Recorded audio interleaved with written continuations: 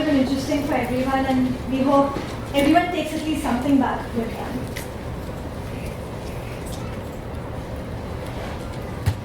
Oh no. Oh no. What are you doing? There we go. Mine started.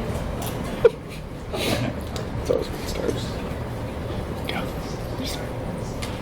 Hi everyone, I'm Neha. I'm a graduate student at the University of Michigan. I have a background in healthcare, but my ultimate goal is to work as a developer for a health system to promote health forward. Hi, I'm Danny. I'm also a graduate student at the University of Michigan. I have a bit of background in programming and machine learning, and coming April, I will be in the job market.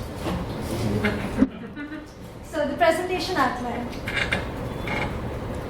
A few key points that we'll be discussing here are: what is accessibility? What is machine learning? How can we implement machine learning in Drupal?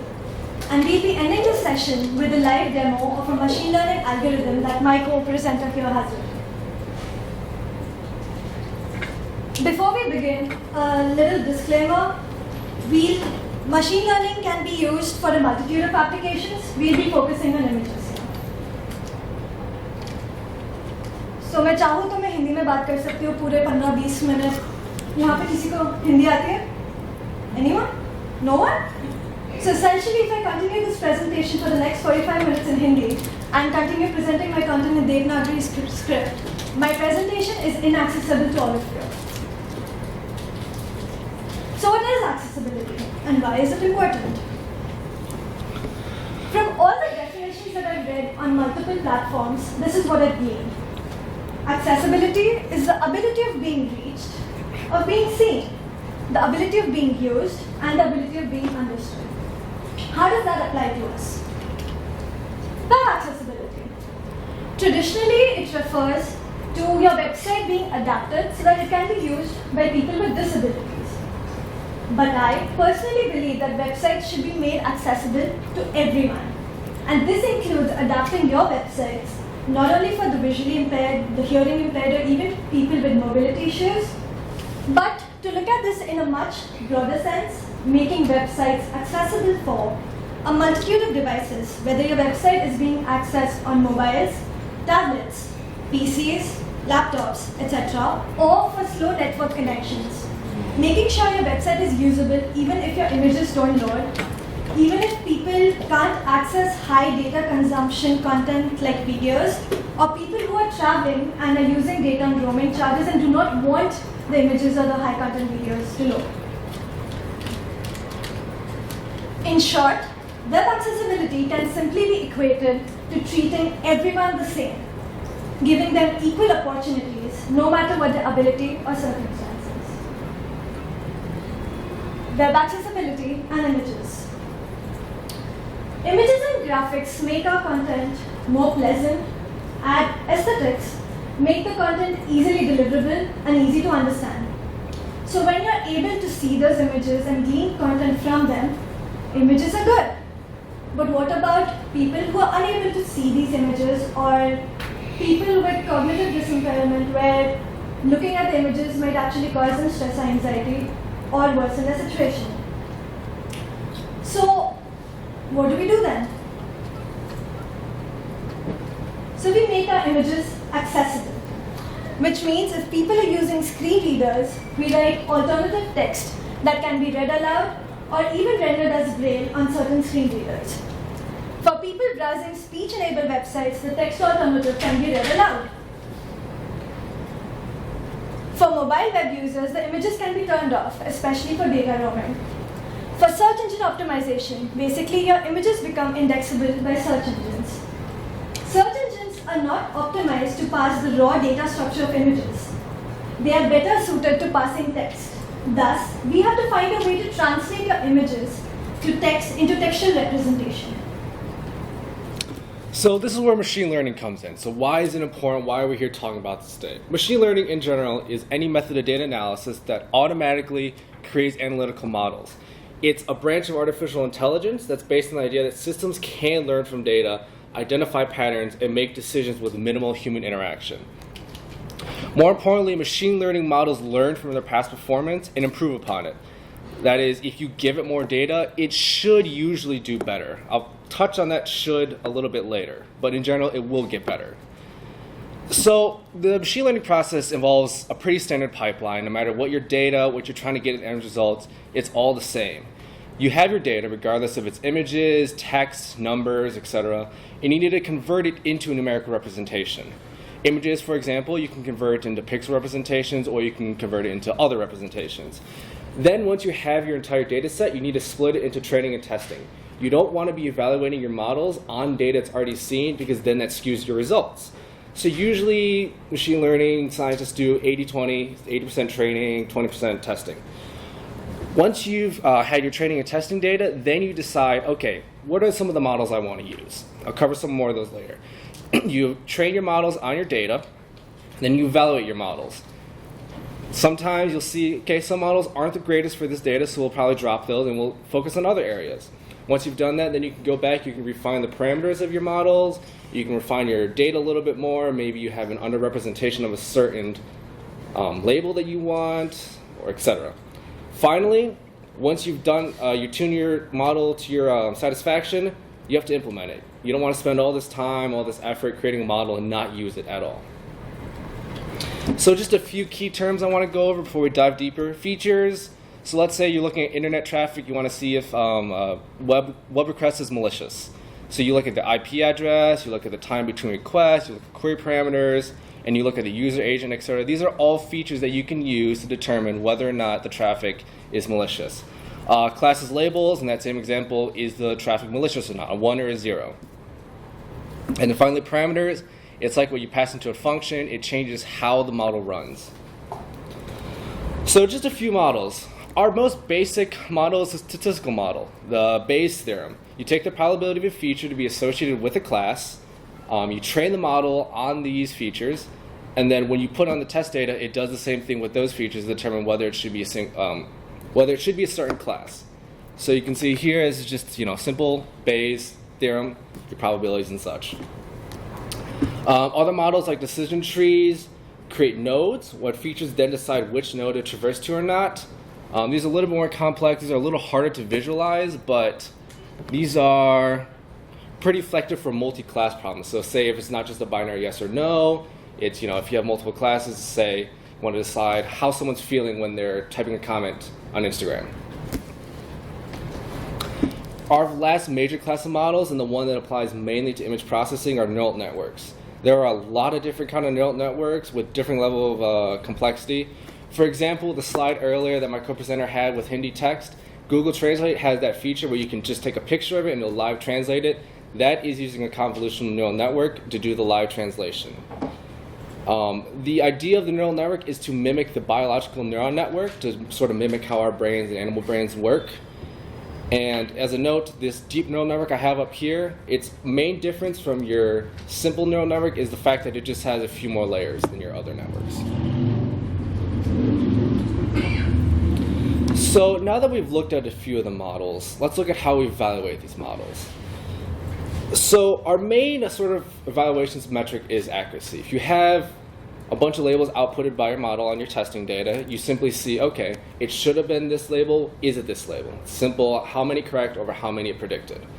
Then we can get a little bit more complex with a few other evaluation metrics. These are if you say, let's take for example a cancer data set, you want to see if a tumor is malignant or not. There's a metric called precision. It's the percentage of results that are relevant for our cancer evaluation. How many tumors that were diagnosed as malignant were actually malignant and not false positives? And then we have recall, percentage of total relevant results classified correctly. That is, how many did we not have that were false negatives? Especially for a cancer data set, you want to have a very, very high recall, almost 100%, because false negatives in that case are the worst kind of results. Which essentially means that you'd rather identify something as a malignant tumor and then do further testing on it rather than it going undetected. So once you're done scoring, then you can re-specify parameters in your models to rerun again so that you can improve these scores. The one score that I use the most to evaluate models is the F1 score. It's an aggregate of the precision and recall, and it's good sort of overall measurement of how well the model performs on your data. So the benefits of machine learning. It's possible to run quickly and automatically produce models that analyze bigger and more complex data and deliver faster and more accurate results. And by building these precise models, an organization has a better chance of identifying which avenues to approach and which avenues to avoid because they might have higher risk. However, with any method, there's always going to be a bit of downsides. Depending on the type and size of your data, it may be difficult to run these models locally, for example, on a laptop or on a work computer. Your computer may not have enough working memory to actually handle the data sets. If you're working with text data or image data, just the raw data itself may use up all your working memory. In addition, if you're working with neural networks, it's called a black box for a reason, because once you put your data in, it does its all mumbo jumbo stuff and it outputs a class. And if it's not what you're expecting, you really don't know what it's doing because you can't actually go in and see what the neurons are doing. Just like it's kind of difficult to go in and see what's happening inside someone's brain, it's the same thing with a neural network. You can't just dig in and find out. Luckily, we have resources like Amazon Web Services that can help with the first two. But before I go into that, I want to touch on the ethics of machine learning. It's a bit of a, I don't say passion of mine, but an interest of mine. So machine learning will inherently have biases. Models do better on certain types of data than other types of data, but the biases I'm talking about here are the human biases that come from when we write models. The assumptions we make when we write models, the kind of data we select, and the samples of data we take, all will affect how our model will output results. So for example, ProPublica just published a paper on a risk assessment software used in the judicial system called Compass. It was used on a record of 7,000 arrestees in Florida County. While they did find the algorithm was good at predicting, giving good risk assessment scores, when the model is wrong, it showed pretty bad racial biases. So, for example, black offenders were at higher risk, but not to reoffend. So they were given a higher risk assessment score even if they didn't reoffend. Conversely, white offenders who did reoffend were assessed as a lower risk than black offenders. As a result, the Supreme Court... Can you explain that a little more detail? So essentially it said that even if it was the first offense, because they were racially classified, or their race was African American, they were classified as high risk. Whereas white offenders, even if it was a repeat offense, because of the racial label in the algorithm, they were classified as low risk. Yes. Which would be an incorrect prediction because logically, if they're a repeat offender, there should be a greater chance for them, or they should be higher risk, irrespective of their racial classification. Yeah. That's one of the features that the model sort of unknowingly took into account in assessing the risk. So did that reflect the biases of the person who were the people who were programmed? That reflected unintended bias on how they selected their data. There was a bit of controversy over this paper because a separate group of PhDs who also assessed the tool did note that the fact that the company who developed the tool refuses to release any of their algorithms or how they trained the data or where they got the data from, so it was a possible conflict of interest, but they did note that the ProPublica paper may have been biased in and of itself in the way they assessed the model's bias. So it's a tricky subject to sort of go into because everyone likes to think computers are magic, almost. But it's something that should be taken into account when you're looking at machine learning models, that it is people who are writing these models, and we have assumptions we make that may or may not affect how the model performs. So as a result, this was taken all the way up to the Supreme Court, who the first time ruled on one of these risk assessment tools. They basically said it should not be used as a sentencing tool, it should rather be used as a decision support tool. This idea of a decision support tool comes up a lot, especially in the healthcare industry, where we now have massive electronic health records that have all these tools that can help diagnose patients and stuff. But the biggest question is, do we use these to supplement or do we use these to supplant physicians? So, how many of you are familiar with Amazon Web Services? So that's a good majority. For those who do not know what it is a pay-as-you-go cloud computing platform that provides a mix of infrastructure as a service platform as a service, and packaged software as a service. Some services that AWS offers that supports machine learning and AI is recognition. So Amazon Recognition is a simple way and it's easy to use API that can quickly analyze any image or a video and add labels or facial recognition features to it. AWS Comprehend is a service that makes it easy to find insights and relationships within text. SageMaker provides every developer and data scientist the ability to build, train, and deploy machine learning algorithms.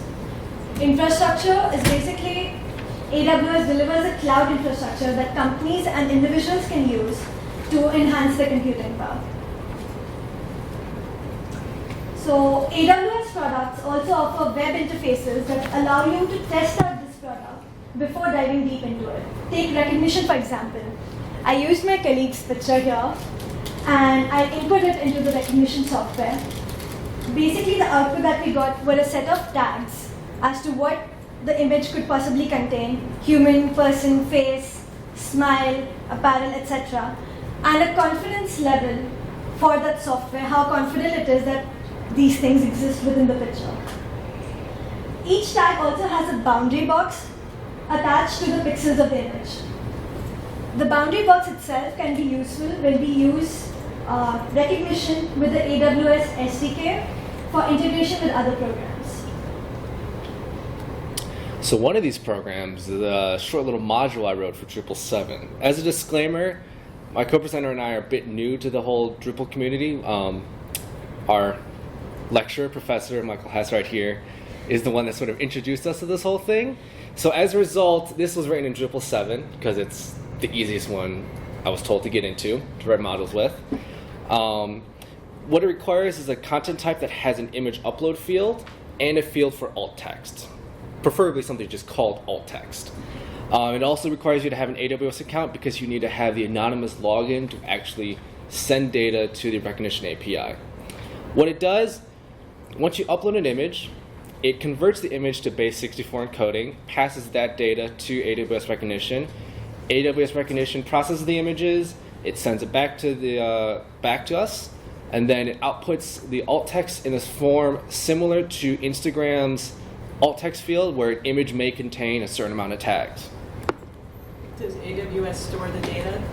Yes. So AWS does store the data, but they have a very specific page where if you don't want your data stored or used, you can request Amazon support to delete it from their servers.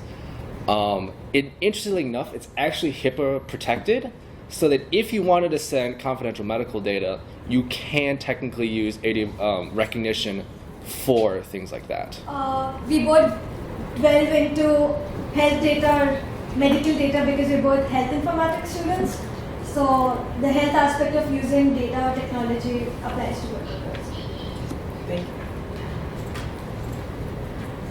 you. One more thing I wanted to add up on that is that if you don't request that your data gets removed, they will use it for training, but it will only stay on the server you specify to stay, the region you specify to stay it on.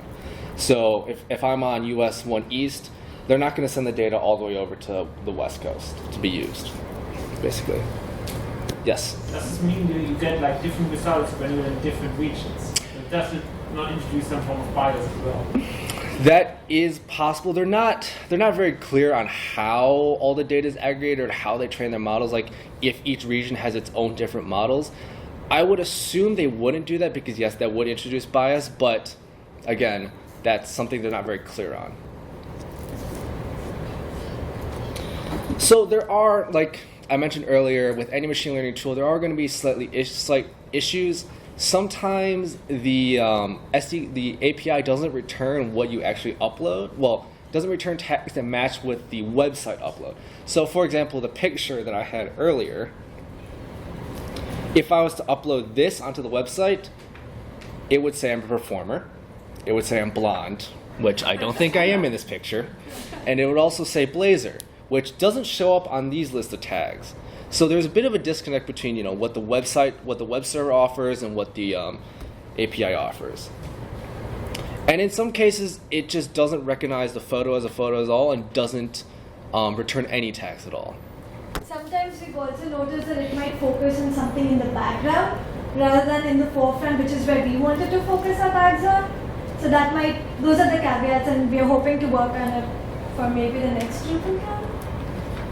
And as always, the more data you feed into a model, the better it's going to be. This, obviously, Amazon hopefully hasn't seen this image. Probably has at this point, who knows. But the more data you feed it, the better it is at recognizing things. So I'm assuming when it sees blonde, it sees the building that was behind me. But yeah.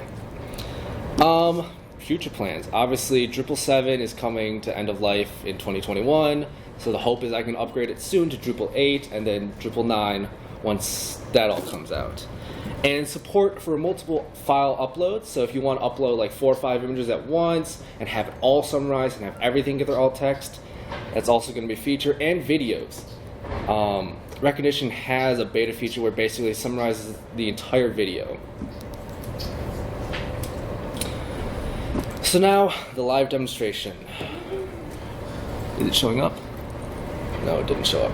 Oh no. I'll switch it. Oh, that's fine. If you guys could write a module, you'll be able to do this. Can you see it? Yes. One quick question. Yes. Can you suggest tags to it? Can you help? That's. If you know what device the thing came from, can you help? I don't think that's a feature of recognition right now. Okay. Yeah. You upload the file and it just does whatever it thinks it's supposed to be. Okay. I think I forgot my phone down there. I was gonna do a live demo of just taking a picture of the room and seeing what it can do. So is everyone okay with me just taking a picture of the room and then uploading it? All right. Cover your face. Yes. All right. I'll go over here in this corner. Everyone give a nice big smile. If the cops call, I 1, 2, 3. Okay, there we go. I was going to do this on my computer, but now I have to email this to myself. Well, I'll email it to you.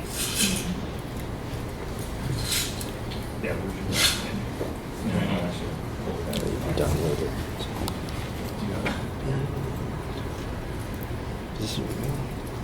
So why did you choose AWS instead of Microsoft as their cognitive services, which is pretty slick and cheaper, whatever price cost analysis? So AWS actually, if you upload less than 1,000 images a month, it's free, completely free.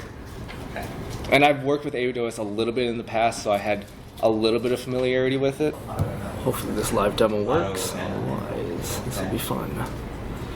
Alright, so I have just a custom content type. It has an image upload field and a nice handy box called alt text. Decide I want to upload an image of everyone's bright and cheery.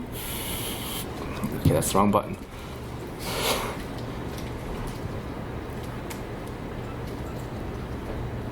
Okay, I have an image selected. I just want to upload it. It's going to go through its process. Okay. No, apparently it didn't transfer over as a PNG. Oh, yeah, the new iOS. Yes, I'll just email it. It's Apple's new image explosion. Yep, It's fine. it's great. Yeah. 12 point something changed the extension type. Why? You can do it. We'll have to change something. You open it up and just export it out as PNG. Yeah. Oh, I could do that. Yes, actually, that's probably a better idea, an easier idea. So I uploaded image. So live demos are always scary because of Yes. Upload. It's running. It's running. It's running. It's running.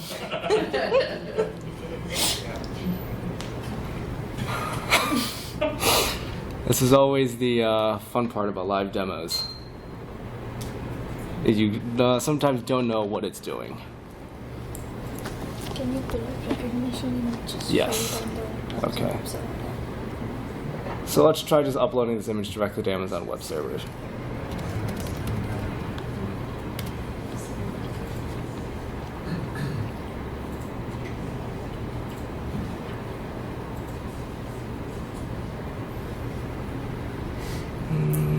somewhere on here. Amazon saw what you did last night. Don't approve.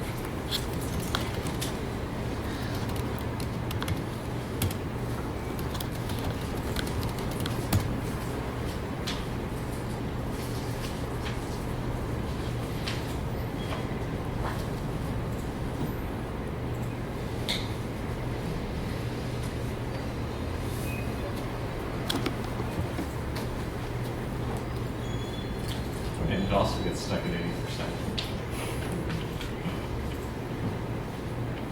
80%. So what it should return is something like this. Image may contain human, person, restaurant, cafeteria, and room.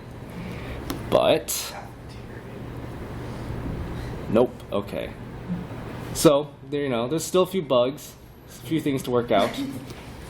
But actually I will upload my own photo, but it's not on this computer. I couldn't see what the Drupal site was. Does it say processing or is there a message at the end? No, well there should be a message that's put into the console.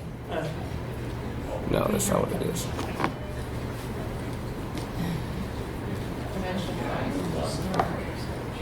Do you want to bring your... Yeah. Live demos are always so much fun. Log into a thing and then I'll connect. So essentially what we were trying to demonstrate was that you could process your images and it would output tags such as these and will give you the confidence intervals. It is pretty confident that this is a restaurant or a cafeteria, which given the number of tables and the arrangement here isn't a false assumption to make, but that's another bug. It's making an assumption at the end of the day. Alright, so same page. Let's upload just a photo of myself that we used earlier. So we have it, we click upload, it's processing, and then in the alt text box, this image may contain a person, a performer, clothing, blonde, or a blazer. So we could try with other images. Does anyone have any image recommendations? You can go and Anything try off images. Google? Try download an image of a cat from the internet. Alright, let's do that. This is a Drupal presentation.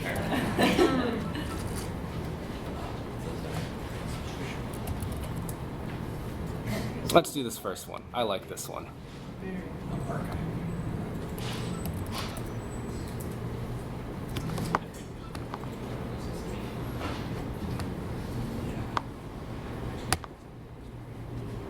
Animal, mammal, a pet, a person. I'm slightly concerned for Amazon here. Hey, I mean people adopt cats like babies, so Yeah. One more. Let's go. Let's do dog, because everyone likes dogs. I hope. You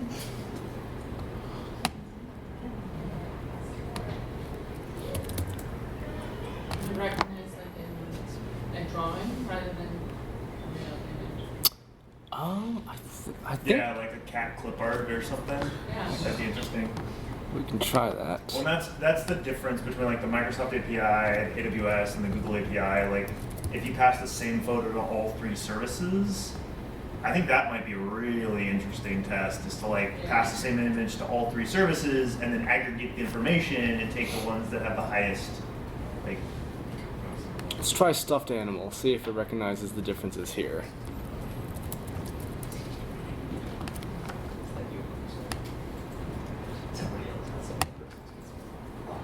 A cat, a mammal, an animal, a pet. So it doesn't exactly recognize the difference between a real cat or a stuffed cat or robotic cat. So again, I'm guessing when the developers at AWS trained their model, they didn't think to, upload a bunch of images, or they didn't specify exactly that, we have to recognize the difference between a real cat or a robotic cat or a drawing of a cat. Again, this comes to, the assumptions we developers make is that if I'm uploading this image, I just want to know it's a cat. I don't necessarily want to know if it's like a drawing of a cat or if it's a stuffed animal cat or etc. essentially why we are doing this is when you're just creating a website now with this knowledge in hand, you'd start out with creating a website with accessibility in mind. But what about those of you that have websites from say 10 years ago with a large following, Brazilian images on there? we don't expect you to go and manually change the alt text for each of those images. So you're hoping to create a module that would enable you to add alt text and alt tags in all of the images on your website and to make it more accessible for everyone. Thank you.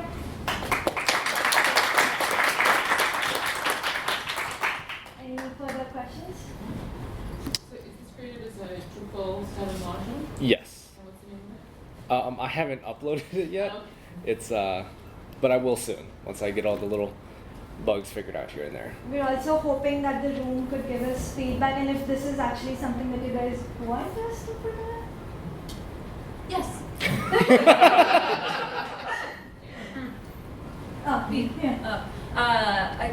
Just clarifying, you are trying to get it to inform better sentences with those tags in order to supply the alt text. That is the ultimate goal. Right now we're trying to get it to as precise tags as possible and then hopefully create full sentences.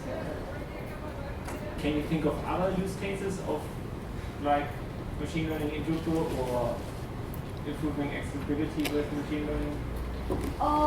So with images itself, our idea was it would make it indexable, and so it would improve the SEO of your website, get more audience. Well, that's always a good thing, right? Apart from that, you can also. So my idea in mind with the website where I could use a machine learning algorithm is that I can see the kind of users I'm getting, and kind of see which group of users is frequenting more, and then based on that I can chart out the direction of my website, whether I want to focus specifically on that group, or maybe I wanted to target a wider audience, and that will help me figure out, okay, this is the only group that's coming to my website, this group isn't. What can I do to improve my website? So actually one of the big things I work on with machine learning is sentiment analysis. So let's say you have a bunch of comments on a thread in your forum and you want to see, how do people feel about this post? Or are your commenters a little bit on the trollish side, let's say? You can use that, you can use machine learning, natural language processing on the free text and get, the sentiment. Are they happy? Are they mad? Are they being nasty, etc.? I saw another use case with a university where they brought in each of these keywords and turned them into tags as a field on a media entity so that the content editors could say, show me cats, and they see all the images in the Drupal site about cats. So it's a content editing thing. We've been doing that through quite a bit, actually, the auto tagging, and being able to create a model that takes, say, the entire structure of your node, takes the rendered text, and tries to throw it in different buckets. And it solves a lot of that governance problem. You're trying to think, what are your keywords, what are your taxonomies, what the content dictated.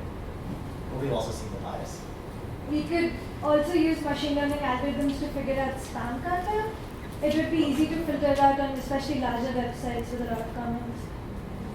But there's always, so with machine learning, there's always things like features you look for, like the classic example is spam emails. You used to look for specific keywords in spam emails, and the spammers got smart, and they, instead of using full words, they put numbers in it, so then the machine learning algorithm broke and didn't recognize those as spam words anymore. So there's always a constant battle. Yes? Does your module include like a master list of all the meta tags, or not meta tags, the alt text, all those keywords?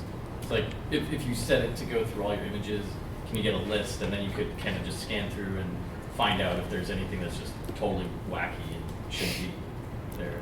That's probably a feature that I'm writing it down.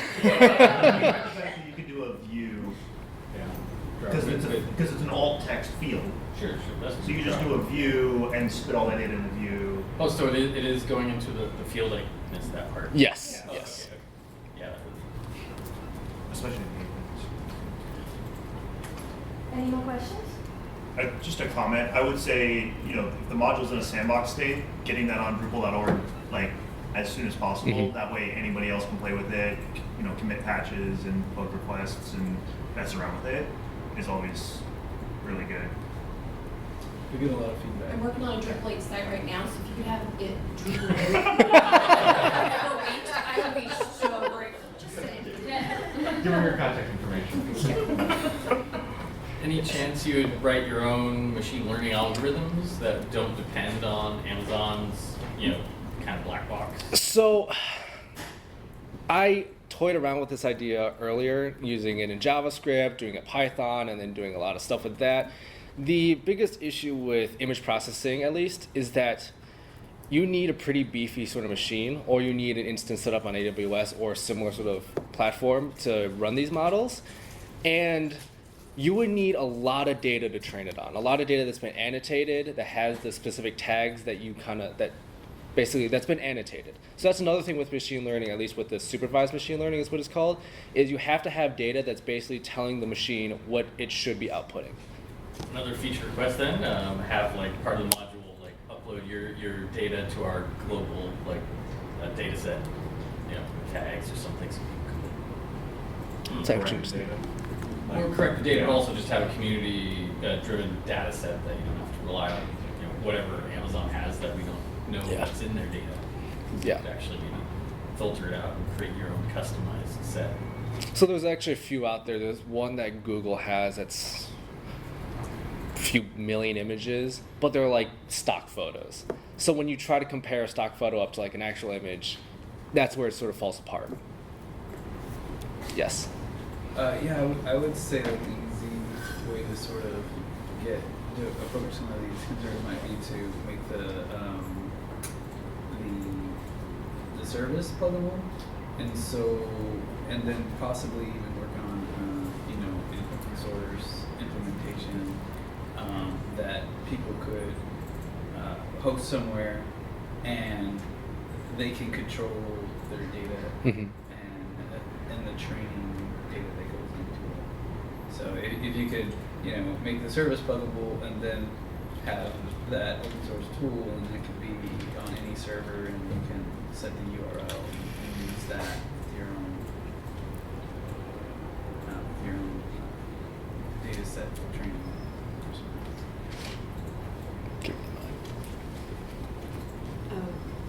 If anyone already kind of touched on this, I'm sorry if I'm repeating, but there's having a value in the field, and then there's being truly meeting the requirement. And so the classic example is the Twitter logo. If it read it as Bluebird, that would be not as accessible as Twitter. And so it seems like some kind of human review is necessary. Yes. Even if you're it's just sort of filling it in, and then you can improve it. Yes. In the Drupal interface. Yes. So again, it touches with the idea of, do you use it to supplant your own, logic, or do you use it to help you? Like, if it's good enough, you can just leave it at that. But if it's like saying a bird is a cat, it's probably not what you want.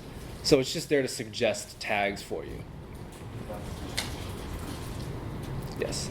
I was going to say two things. I think that's a good element of, we see users where, we require an alt field, and they literally just hit A. Mm-hmm. And it's like, okay, if we're giving them data in a field that's pre-filled, and it's calling a dog or a cat a human, okay, you're going to delete that one keyword and hit save. And so it's helping enable that.